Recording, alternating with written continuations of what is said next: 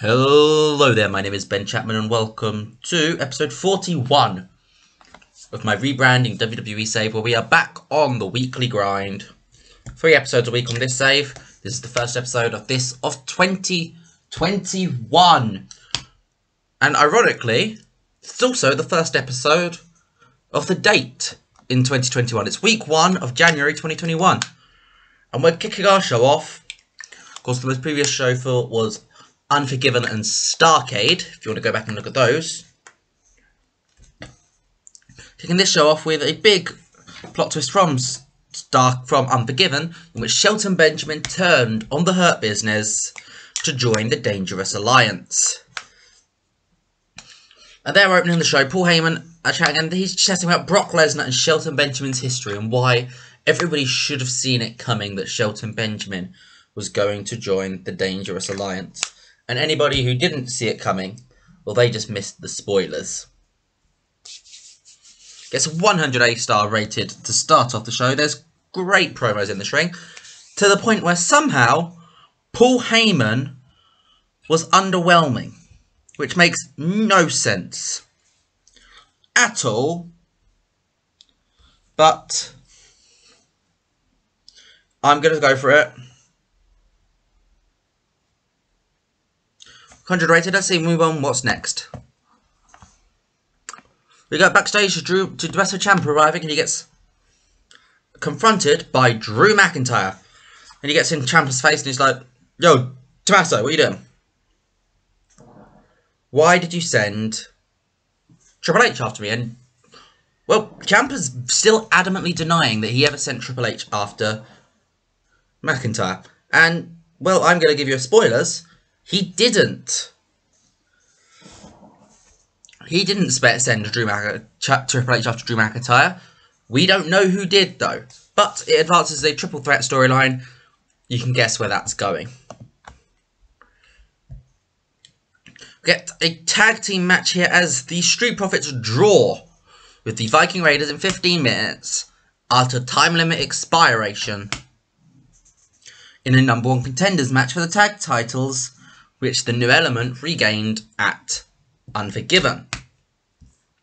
It's an 84 rating, great stuff from all guys, to be honest. The Viking Raiders have probably been a bit underutilised recently, but they're going strong here. And after the match, we get the announcement that since it was a draw, it's going to be a 3-way dance tag team match. Triple threat, 3-way dance tag team match for the Raw tag team titles at the Royal Rumble. Now, have I pre-booked? I have accidentally pre-booked one thing. I'm not going to show you the Rumble bookings. You might have just got a little glimpse, but that's not until SmackDown, that match. Triple threat tag team title match. Otis and Tucker cut a promo on the screen with, in a gym, stakes and weights, all of that stuff, getting them over. Gets a 98, great stuff. The women's division, Ember Moon comes out, and she is going about how she is the new Raw Women's Champion. She has fought to get this title, and now it is hers. And we also find out there's a sea of challenges after her. Baszler comes out, Belair comes out, Flair, who of course was Ember Moon's return feud, and Asuka all come out, and they're going after, they all want Ember's title. So there's going to be a tournament tonight and next week. The 4 women are going to have 2 semi-final matches and a final to determine a number 1 contender. 100 rating, great stuff from the women. A sort of TV match, but sort of a high-level TV match, as we get Seth Rollins defeating Kevin Owens in just under 12 minutes with a curb stomp. Gets a 92 TV rating, which is great. Seth Rollins picks up a win, and afterwards, AOP join him in the ring, and he calls out Johnny Gargano, who of course won the Fatal 4-Way to get the number 30 spot at Unforgiven. And Rollins calls him out as a fake winner. He's a fake champion. 85 rating though. Jeff Jarrett's walking backstage and he finds Ember Moon unconscious. Just laying there as if she's just been laid out. Jarrett quickly gets security on it. There's no consciousness from Ember Moon. She is out cold. 98 rating. Quick women's match. Their chemistry is so good. I can't wait to finally put this match on pay-per-view. I am teasing this match on TV time and time again. This is going to end up on pay-per-view, I promise. But it's a 91 here as Asuka defeats Charlotte Flair in 14:29 with a Asuka lock. It's a 91 rating. Orton bumps into Drew McIntyre backstage. They have a bit of a scuffle and it ends with Orton RKOing McIntyre onto a crate. Simple segment. McIntyre gets laid out gets attacked backstage.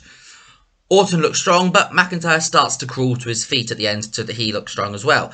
It's a triple threat match for the title. We need all three guys looking strong.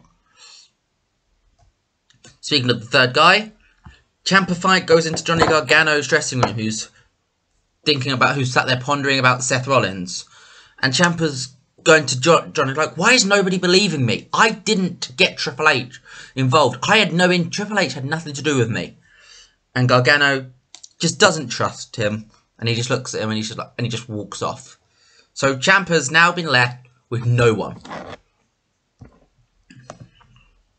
Next up, we get the second semi-final as Bianca Belair defeats Shayna Baszler in 12:33 with the Kiss of Death. Gets a 92 rating, which leads to next week Asuka versus Bianca Belair for the #1 contendership for the Raw Women's Championship. Andrade and Angel Garza backstage with Zelina Vega, and Andrade is getting annoyed with Garza because he blames Garza for him losing his United States Championship at Unforgiven in the Fatal 5-Way. And yeah, Andrade blames Garza, and Garza's like, dude, I had nothing to do with this. I wasn't even involved in the finish. Gets a 91 rating though. And I am starting to sow the seeds of dissension between Garza and Andrade. And next segment sees Daniel Bryan getting cornered by the Undisputed Era. Bryan just walking around with his new US Championship, and the Undisputed Adam Cole just comes out from the door. It's like, Daniel, how are you doing? I haven't seen you since Build to Survive Series 2019. When, I beat you. And Daniel Bryan's like, oh, thank you, Adam, but it's nice seeing you too. And he tries to walk off, but he gets stopped by Kyle O'Reilly. Then Bobby Fish. Then Roderick Strong. Then Ace Austin. The Undisputed Era circled Bryan, and the cameras cut away before we see anything else. TV Championship match as Baron Corbin defeats Will-O-the-Wisp in 8 minutes 20 seconds with the End of Days. Corbin makes the 4th defense for his title, and he gets challenged after the match by Matthew Riddle. He challenges Baron Corbin for the TV title for next week. So that's a few matches now booked for next week. And our main event match sees the Minnesota Stretching Crew of Brock Lesnar and Shelton Benjamin reunited for the first time in years. And they defeat Kane and the Big Show when Shelton Benjamin pins the Big Show with a pay dirt. Lesnar carried the match, but this is a veterans match. It's the top of the card though. But afterwards, we get a big brawl. The Hurt Business comes out and they all brawl. Cedric goes after Shelton, MVP goes after Roman, and Lashley and Lesnar are brawling. That is where this is heading. It's Lashley versus Lesnar. Overall, what did this show get us? 93. We're stunted in a few areas. We need better TV deals. We will work on that though. I have been Ben Chapman. That was Monday Night Raw, and I'll see you guys tomorrow.